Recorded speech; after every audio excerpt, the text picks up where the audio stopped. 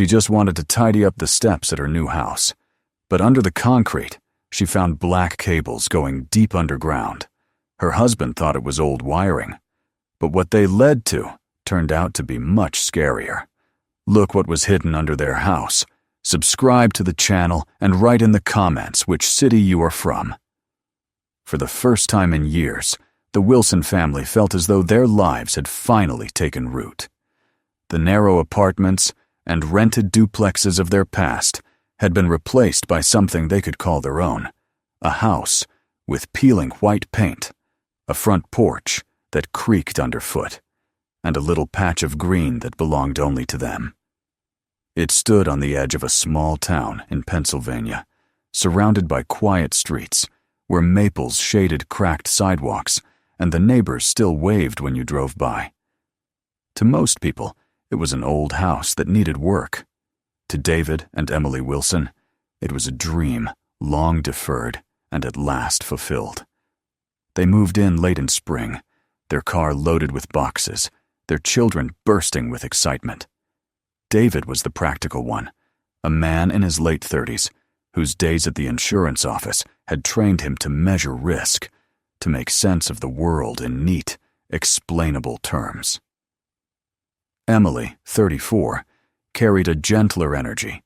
She was a teacher at the local elementary school, the kind of woman whose patience seemed endless, whose smile lingered even when exhaustion set in.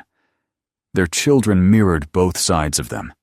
10-year-old Sam, quiet and thoughtful, with a budding fascination for computers and comic books, and 7-year-old Lily, a ray of curiosity and laughter, who could not keep still for long. When they first unlocked the front door, the house greeted them with the smell of wood, paint, and dust, an aroma of age and history. The floors creaked beneath their feet. The walls bore faint outlines of picture frames long removed, and the kitchen window rattled softly in the wind. Yet none of it seemed like a flaw to Emily. To her, it was character. She imagined cozy mornings filled with the smell of pancakes, evenings reading on the porch swing, children's drawings taped to the refrigerator door.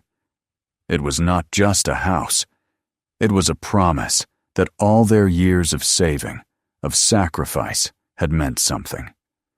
That first week was filled with the kind of simple joy that accompanies beginnings. David repaired a section of the fence, while Emily unpacked boxes and arranged her books on the shelves.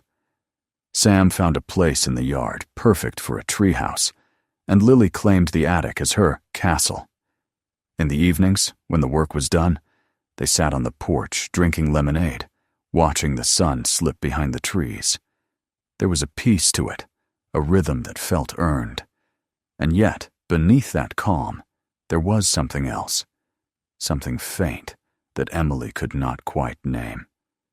It began as a sense that the house listened. The silence between creaks felt too deliberate, too aware. She laughed at the thought, blaming her imagination. It was an old house, after all, and old houses made sounds. But sometimes, when she paused halfway down the stairs, she could swear she heard the faint hum of something electrical, like the soft purr of a refrigerator, but deeper, more distant, as though it came from within the walls themselves. She mentioned it once to David, who simply smiled and kissed her forehead. "You've been working too hard," he said. "We'll check it out later." The days stretched into weeks. The Wilsons began to feel at home. Emily started planting flowers along the walkway, marigolds and white lilies, her mother's favorites. David mowed the lawn every Saturday morning, humming to himself as Lily chased butterflies across the yard. On Sunday evenings, they invited neighbors over for coffee and pie. One of them, a gray-haired woman named Mrs. Carter, seemed particularly interested in the house. She peered around with a mix of nostalgia and something Emily couldn't quite define, unease, perhaps. "I remember when this place was built," Mrs. Carter said one afternoon. "Government contractors, I think. It used to be fenced off for a while. People said it was just storage, but She stopped herself, smiling as though she had said too much.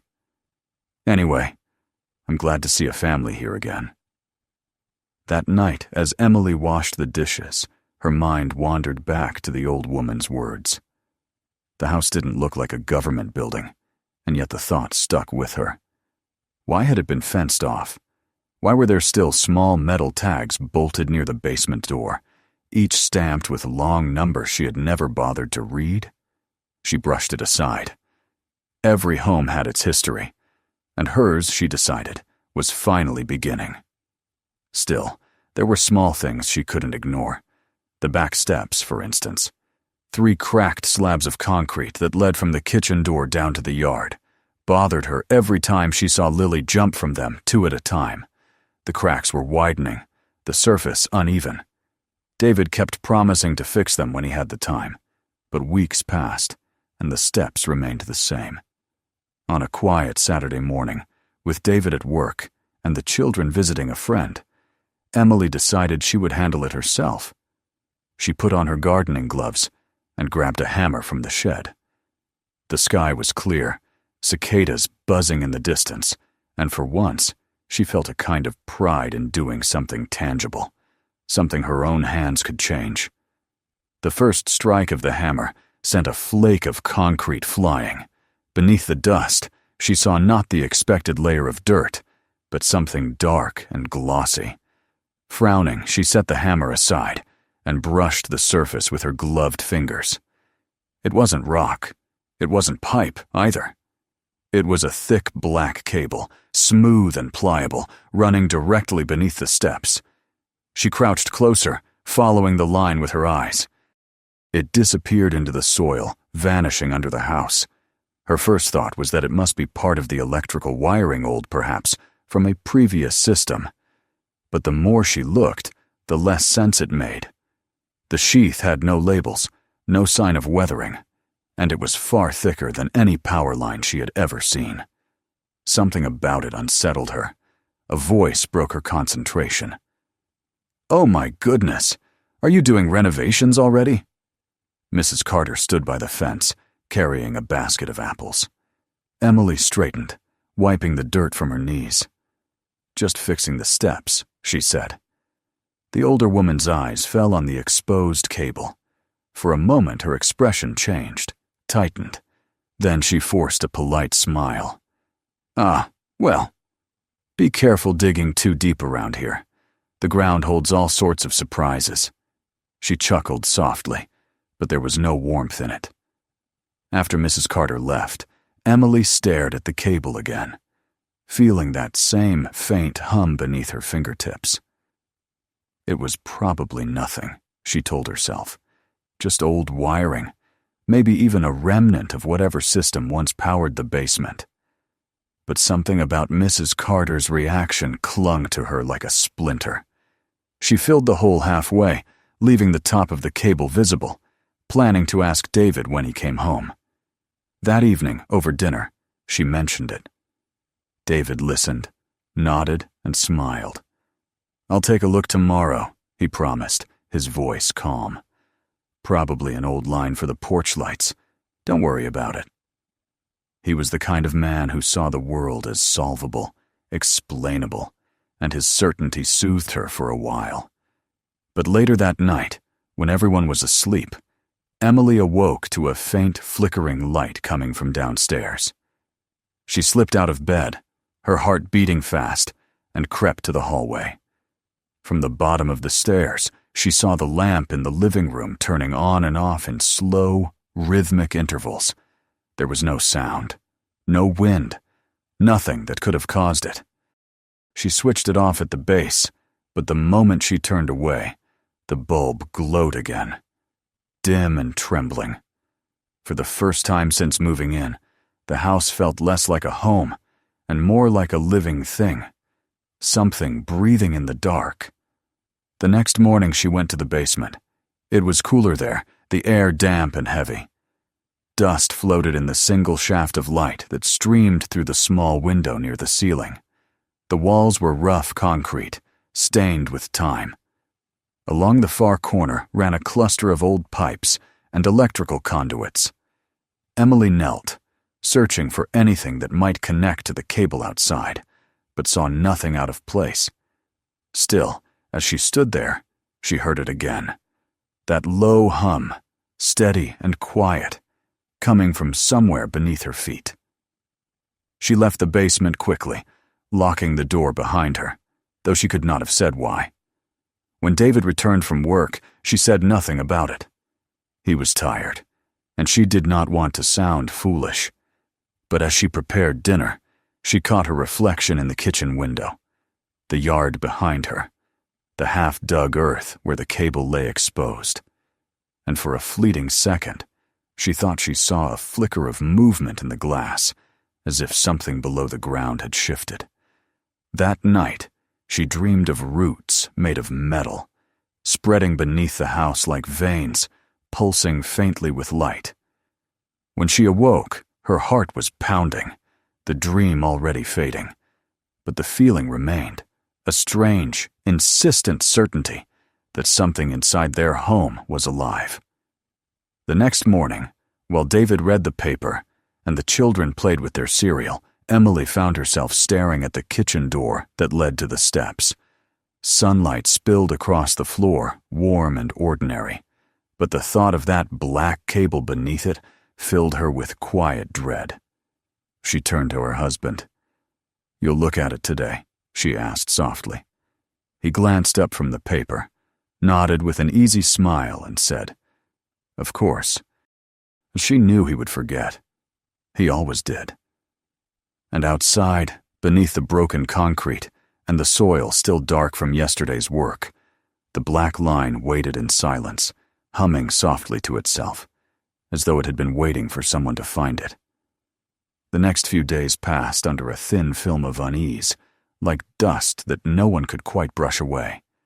Emily tried to ignore it at first, convincing herself that the strange flickering light and the humming in the basement had reasonable explanations. Old wiring, faulty connections, nothing to be afraid of. Yet the memory of the black cable beneath the steps refused to fade, haunting her thoughts as she washed dishes, folded laundry, and taught lessons at school. The image of it, the sleek, rubbery surface gleaming faintly in the sun, had settled into her mind, like a question without an answer. One morning, while David and the children were gone, she stood by the kitchen door, staring out at the spot she had filled with soil. The ground there looked different now, darker than the rest, as though the earth had absorbed something it shouldn't have. The curiosity that had been simmering inside her hardened into resolve. She fetched a shovel from the shed, knelt by the steps, and began to dig again. The metal edge bit into the ground with dull, rhythmic thuds. Sweat gathered on her brow, though the air was still cool. When the shovel struck something solid, she dropped to her knees and brushed the dirt away. The black cable appeared again, smooth and unyielding, vanishing deeper into the earth. She followed it with her hands, tracing its path until she found another line running parallel, and then another, crossing it at an angle. Her pulse quickened. This wasn't a single wire left behind by an old contractor. It was a network, a design. She leaned closer and placed her palm against one of them. It was faintly warm. That warmth was impossible. No cable should carry power without a connection. And yet it did. Beneath her hand, she felt something almost like a pulse, steady and alive. When David returned from work that evening, she showed him what she had uncovered. He crouched beside her, his suit trousers brushing the dirt, and peered down into the small pit. "Looks like old wiring," he said after a moment, the same calm tone he always used when she worried. "Probably for an old lighting system, maybe even a security thing from whoever owned the house before." She told him about the warmth, about the vibration, but he only chuckled softly. "Honey, you've got a vivid imagination. I'll call someone to check it out, okay? An electrician. He'll figure it out." He kissed her forehead, stood, and brushed off his hands as if the conversation were finished. The electrician came the next afternoon. His name was Tom Griffin, a stooped man with a gray beard and eyes that seemed to weigh everything they looked at. He carried a heavy toolbox and spoke little as Emily led him around the house and showed him the area by the steps. He bent down, examined the cable, and frowned. "That's not standard," he said finally. "You're sure you found this under the concrete?" She nodded. "It's too thick for residential wiring. Looks more like something they'd use for industrial setups labs, maybe. Old communication lines. But these materials, I haven't seen them in years." He straightened slowly and rubbed the back of his neck. "I'd advise not touching it. Could still be live. And if it's live, you don't want to know what's powering it." "Can you disconnect it?" Emily asked. He hesitated, then shook his head. "It's not connected the way it should be. It's coming from somewhere under the house, probably tied into the foundation. You'd need a crew to dig it all up, and even then..." He trailed off, giving her a look that said more than his words. "I can recommend someone who deals with old surveillance wiring. Some companies used stuff like this for monitoring or testing. But my advice? Leave it alone. Some things are better undisturbed." After he left, Emily stood on the porch watching his truck disappear down the street. The air felt heavier somehow.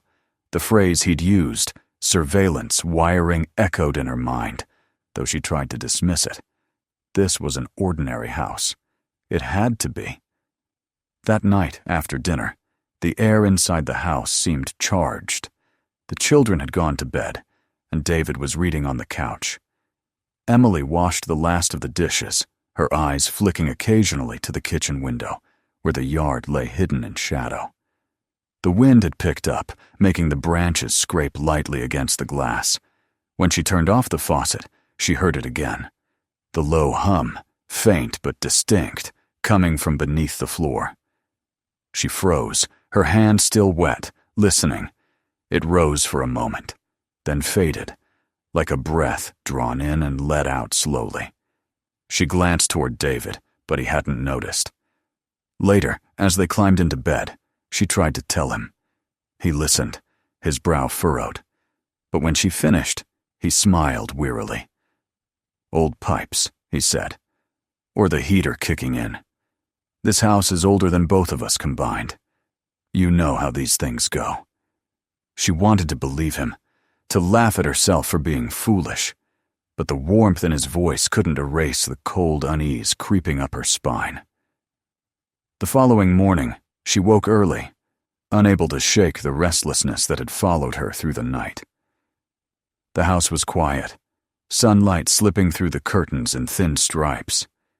She made coffee, stood by the kitchen sink, and stared down at the floor as though she could see through it. Something was wrong here, something unseen, but deeply present. By mid-morning, she decided to check the basement again. The steps groaned beneath her feet as she descended. Dust motes drifted in the beam of light that filtered through the small window. The air was damp and smelled faintly metallic. She moved carefully, scanning the walls. Near the far corner, she found a patch of concrete, smoother than the rest, as though it had been redone more recently. She knelt, running her hand over it, and felt the faintest vibration beneath her palm. Behind that wall, something was alive. She fetched a flashlight from the shelf and began inspecting the space more closely. Along the ceiling, she noticed several small conduits running toward the far end of the basement. They vanished behind a wooden support beam. Curious, she leaned around it and found a gap. A narrow hole where one of the conduits disappeared straight into the foundation. The edges of the hole were darkened, almost burnt-looking. She shone the flashlight into it, but saw only darkness. That night, she couldn't eat. The image of that black gap lingered in her mind, open and silent. After David and the children went upstairs, she remained in the kitchen, staring at the ceiling. A faint buzz filled the air, like the sound of electricity passing through old lines. She looked up at the light fixture. The bulb flickered once, then steadied. For a long moment, she simply watched it, half expecting it to blink again. When it didn't, she laughed nervously under her breath and told herself to stop acting like a child. But when she switched the light off, she could have sworn she saw a faint red glow in the fixture, like a tiny eye slowly closing. The following day, she called Tom Griffin again, but the line went straight to voicemail. When he didn't return her call by evening, she felt a ripple of frustration and fear. She needed answers. David had promised to call another electrician, but when she asked, he said he hadn't had the time. "You're making this into something it's not," he told her gently. "Let's just leave it be." His voice was calm, but his patience was thinning. Emily didn't press him. Instead, she decided to look for answers herself. While cleaning that afternoon, she began inspecting the vents. The one in the hallway was easy to remove. She unscrewed the grate and shone a flashlight inside. At first, she saw only dust and cobwebs, but as she adjusted the light, something metallic caught her eye.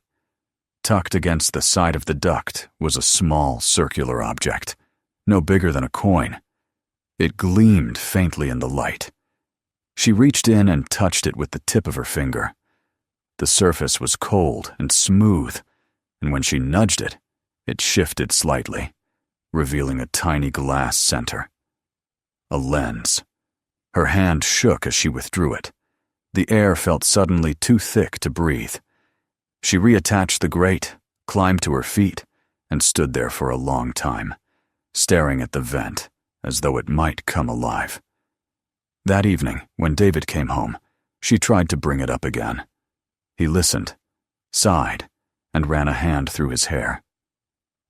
"Emily," he said softly, "it's probably part of an old security system.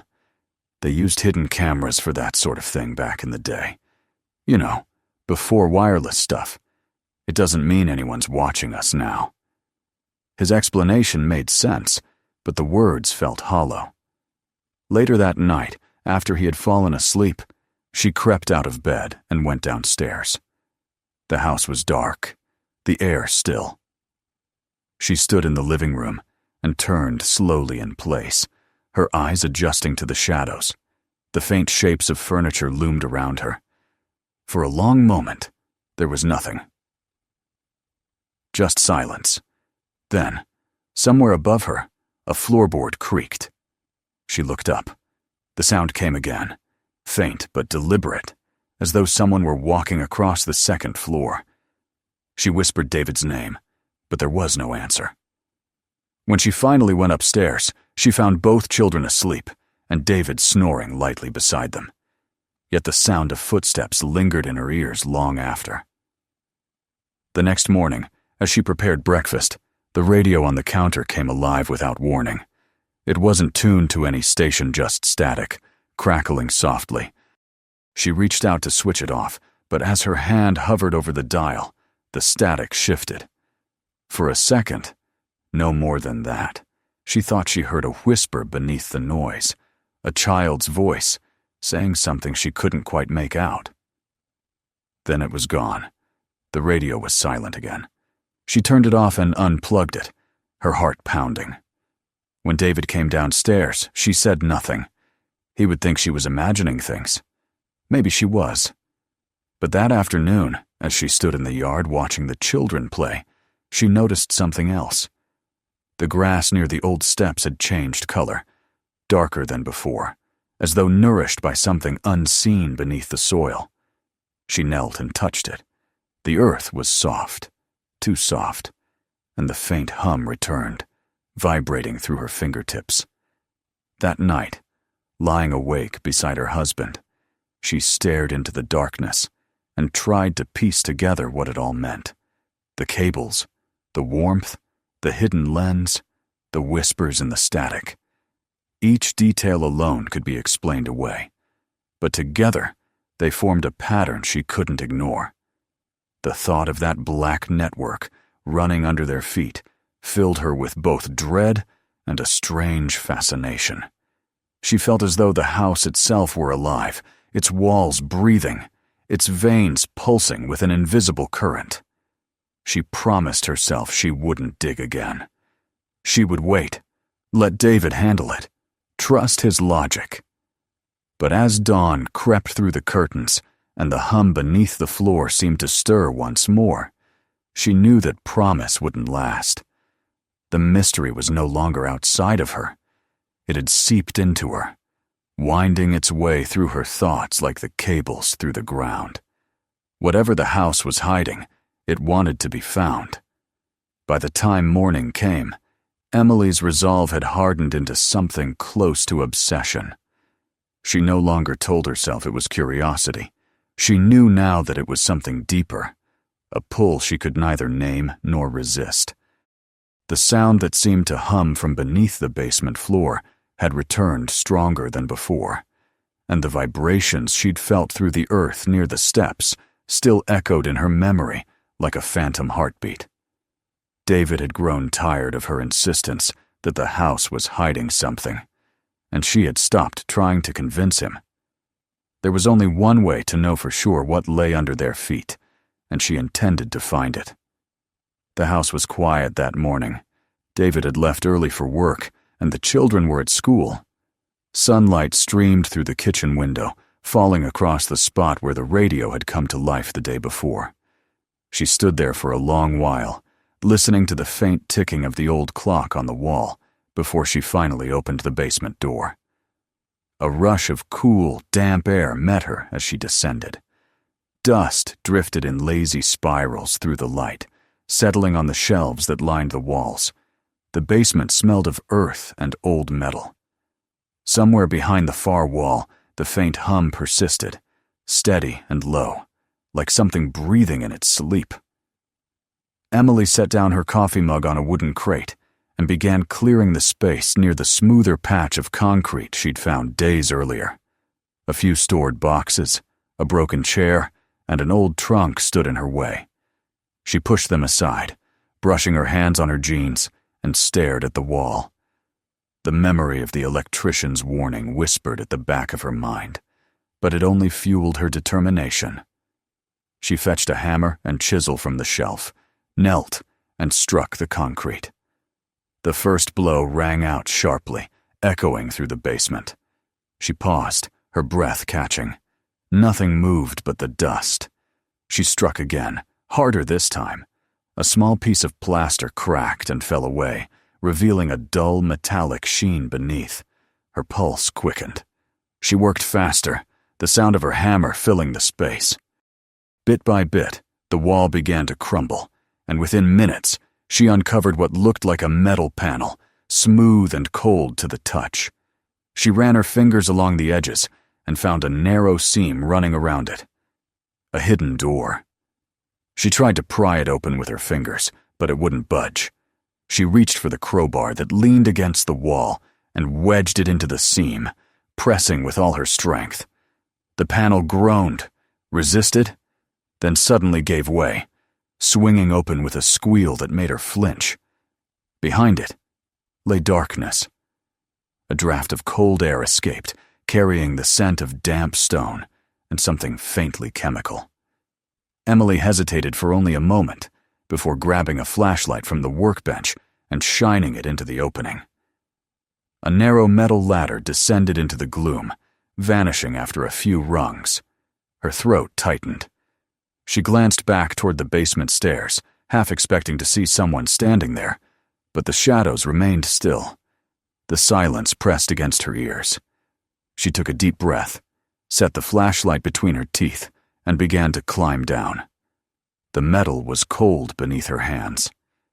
Each step creaked faintly as she descended, the light from above shrinking until it was little more than a pale square high above her. When her feet touched the ground, she turned slowly, sweeping the flashlight across the space. The beam caught on concrete walls, rough and damp, enclosing a small chamber barely larger than a pantry.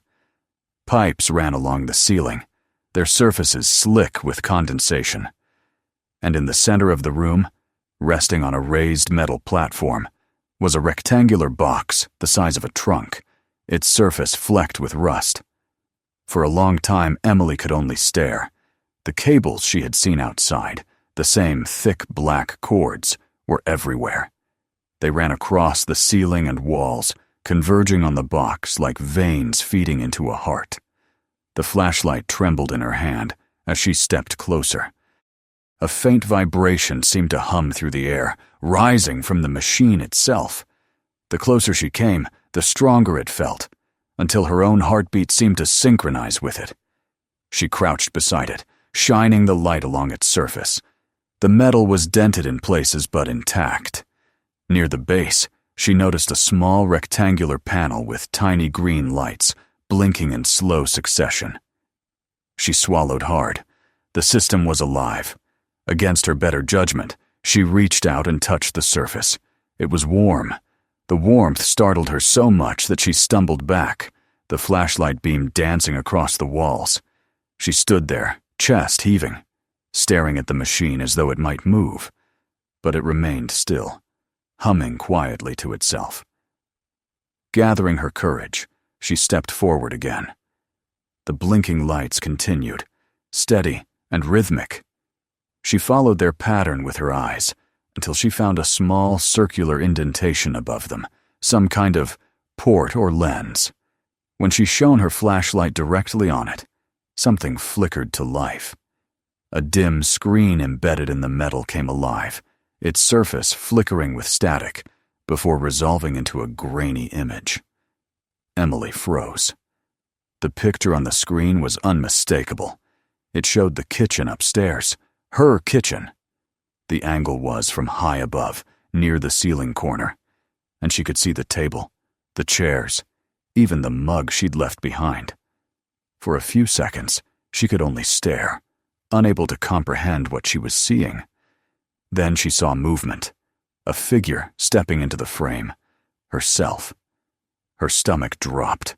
She backed away, the light shaking wildly in her hand. She turned toward the ladder, but her knees nearly gave out. For a moment she thought she would faint. Somehow, somewhere in this house, cameras were still working, transmitting images directly into this hidden chamber beneath her feet. She climbed the ladder as fast as she could, the rungs biting into her palms. When she burst into the basement, she slammed the panel shut and stumbled backward, gasping for breath. She sat on the cold floor for several minutes, trying to calm the racing of her heart. The flashlight lay beside her, its beam trembling against the wall. Her mind replayed the image over and over, the grainy footage, the faint glow of the lights, the unmistakable view of her own kitchen. When David came home that evening, she told him everything. The words tumbled out in a rush, her voice breaking as she described the hidden chamber, the cables, the blinking lights, the screen showing their home. He listened in silence, his brow furrowed, his expression caught somewhere between disbelief and concern. When she finished, he exhaled slowly and rubbed his temples. "You're sure about what you saw?" "David, I'm not crazy. It's down there. It's been recording us. You have to see it." He hesitated, then nodded. "All right. Show me." Together they went down to the basement. Emily's hands shook as she pulled open the panel. The metallic creak seemed louder than before.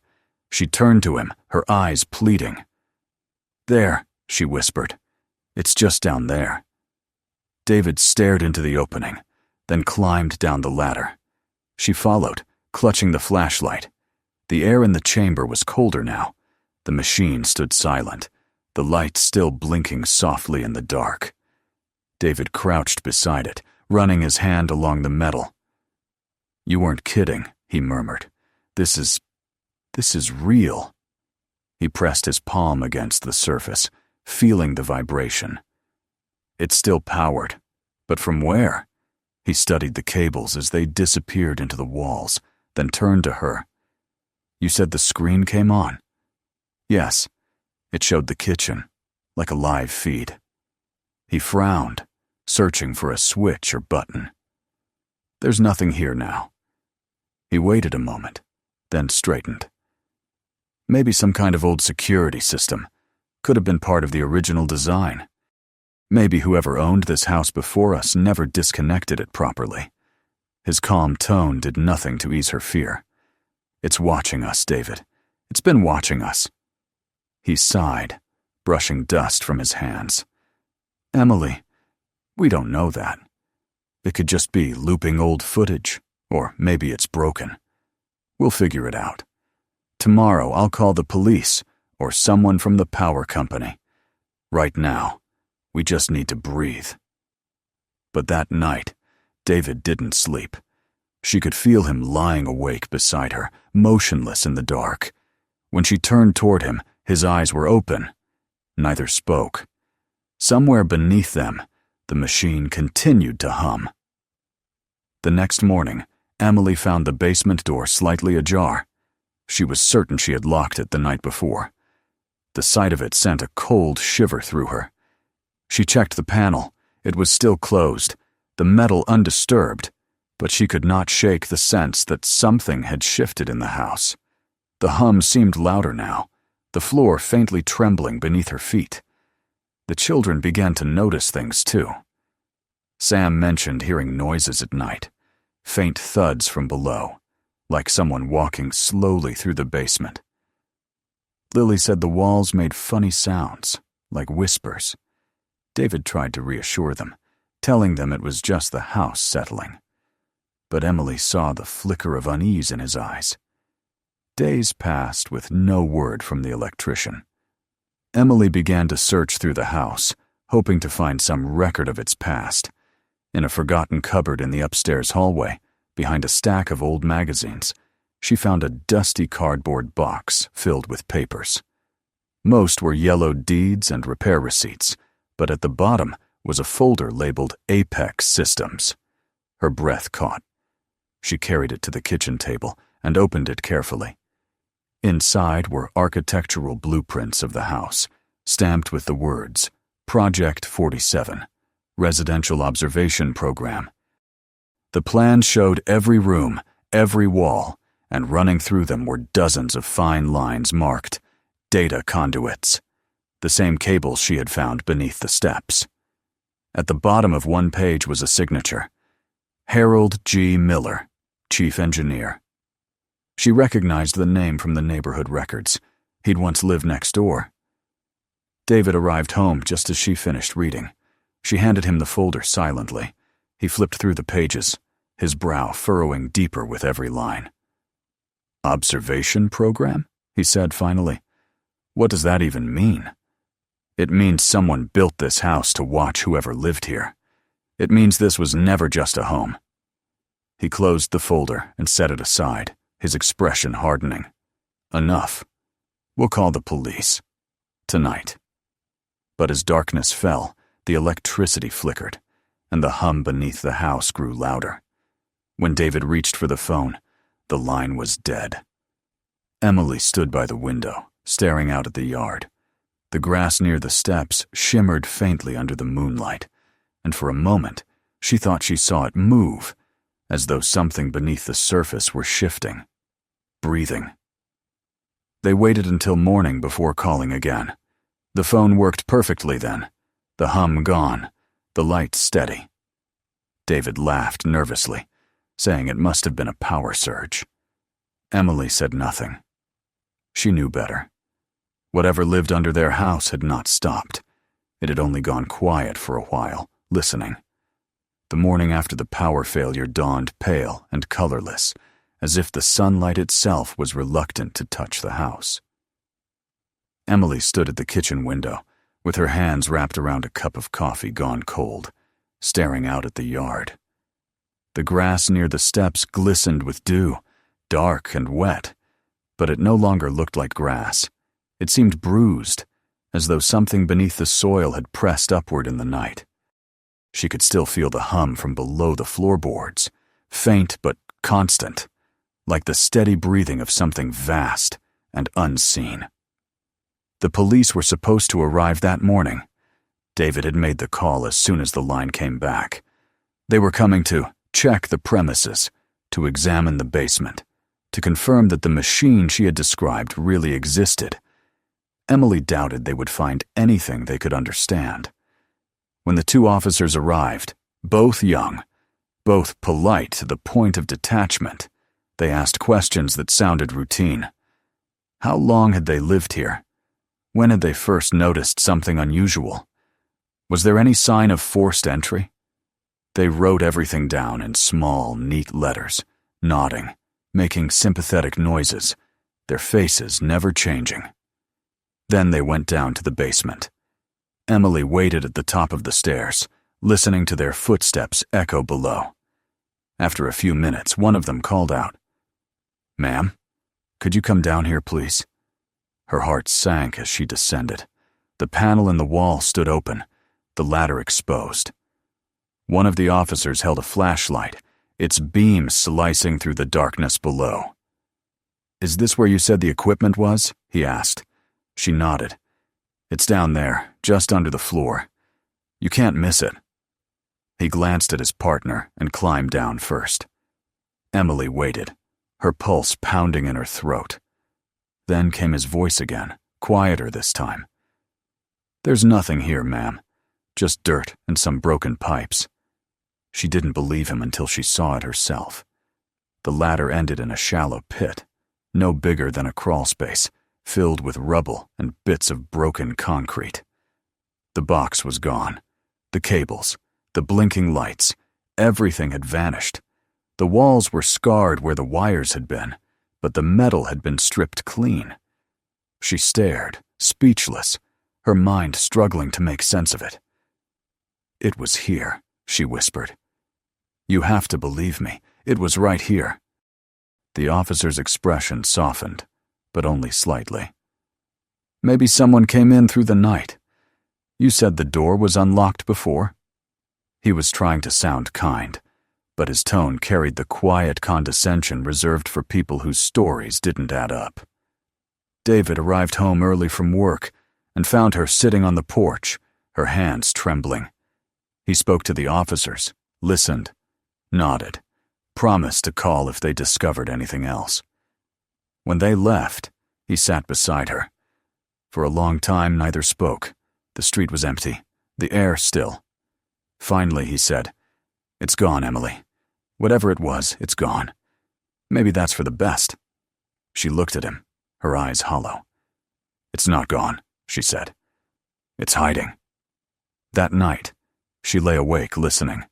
Every sound in the house felt amplified, the creak of the rafters, the distant tick of the clock, the soft rustle of the curtains. She had almost convinced herself that the hum was gone when she heard it again, faint but unmistakable, rising from somewhere deep below. She sat up, her breath caught. The children were asleep. David's breathing was steady beside her. Slowly she climbed out of bed and went to the window. Outside, parked across the street, was a van she hadn't noticed before, a gray, unmarked vehicle with tinted windows. No lights, no movement. It had not been there during the day. By morning, the van was still there. David laughed when she pointed it out. "It's probably just a contractor," he said. "Someone working nearby." But he didn't meet her eyes when he said it.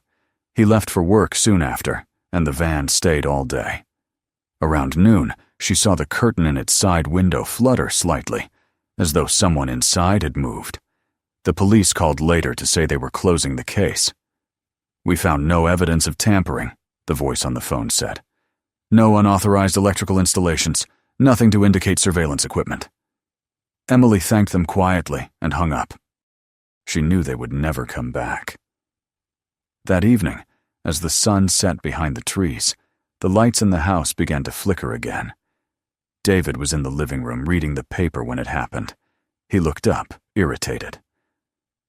"I thought they fixed the power lines last year," he said, shaking his head.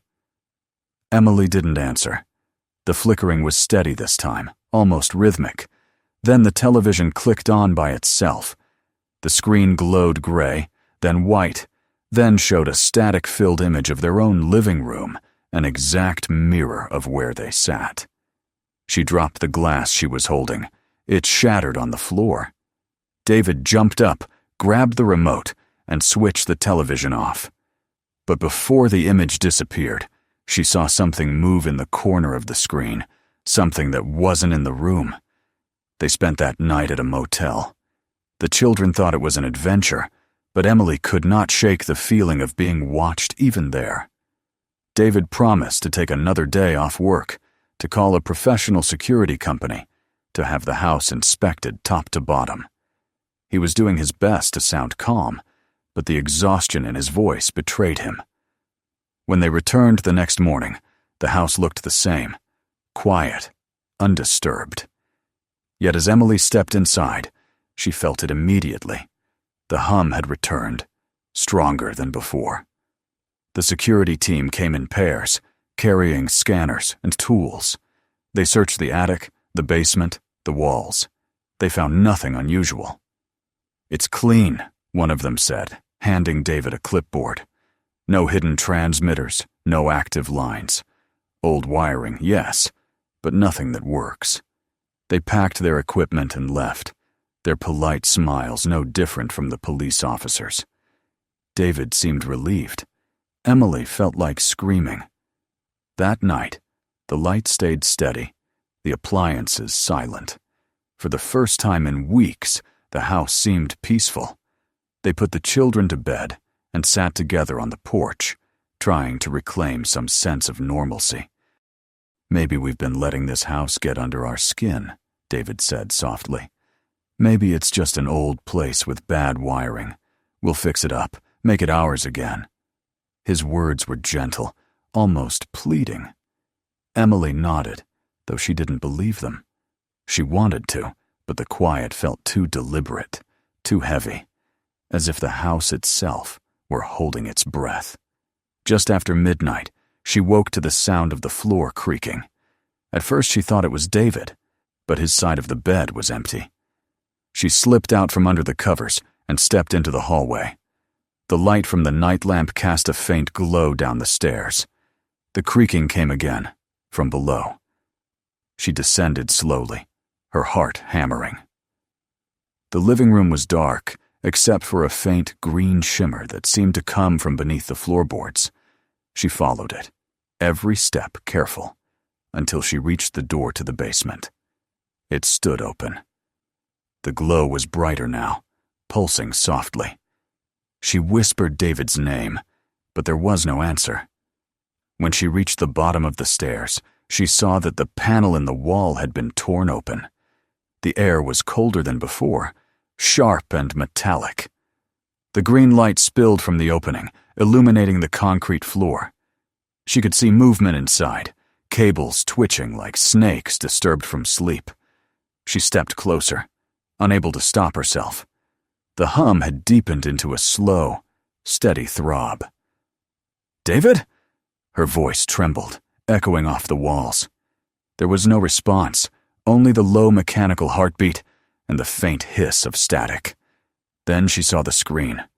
It was back, embedded in the metal box that had returned to its place as if it had never been removed. Across its flickering surface, she saw the living room upstairs, empty, except for the faint outline of a man standing by the window. The image was grainy, but she recognized him immediately. David. He was staring out toward the street where the gray van had been parked, his face pale in the glow. Emily turned toward the stairs, ready to call out, but the sound died in her throat. Behind her, the screen changed. The image shifted to the basement itself, to the spot where she stood. The camera's view trembled slightly, focusing on her face. Her own image stared back at her, eyes wide with fear. The hum grew louder. Something moved in the shadows beyond the box. She took a step back, but the cables coiled tighter against the walls, sliding toward her like veins pulsing with life. She stumbled and fell, the flashlight clattering to the floor. When she looked up, the screen went black, then flickered once more, this time showing a single line of text. Recording active. She ran, up the ladder, through the basement, into the kitchen. The lights in the house were strobing wildly now, every bulb flashing in sync with the sound of that mechanical heartbeat. She called for David, but there was no answer. The hum was everywhere, shaking the windows, filling her head. She burst into the living room and found the television on again, the same gray static rolling across the screen. Then the picture steadied. It showed the outside of their house, the front porch, the windows glowing from within. And in the lower corner of the screen, in small white letters, were the words, "Wilson Residence, session complete." The next morning, the street was crowded with police cars and reporters. Yellow tape fluttered in the breeze. Neighbors gathered at the edges of their lawns, whispering. Emily sat in the back of an ambulance, wrapped in a blanket, her children clinging to her sides. David stood a few feet away, speaking to an officer, his face drawn, his hands shaking. The reporters shouted questions that no one answered. Inside the house, the basement was empty again. No machine, no cables, no sign that anything had ever been there. The only trace left behind was the faint smell of ozone and a patch of scorched concrete. By afternoon, the family was gone. They packed what they could and drove away, leaving the house to the silence that reclaimed it. From across the street, in the upper window of the empty house opposite, a camera lens glinted briefly in the sunlight. Deep in some dark room far away, a monitor flickered to life. On its surface appeared the image of the Wilsons' car disappearing down the road. Below it, in the same white lettering as before, a new line appeared. New session initialized. Subjects relocated. Observation continues. Don't forget to subscribe so you never miss the next story. Watch our other videos waiting for you right here on the channel. And if this one kept you watching till the end, share it with someone. Let them experience the twist for themselves.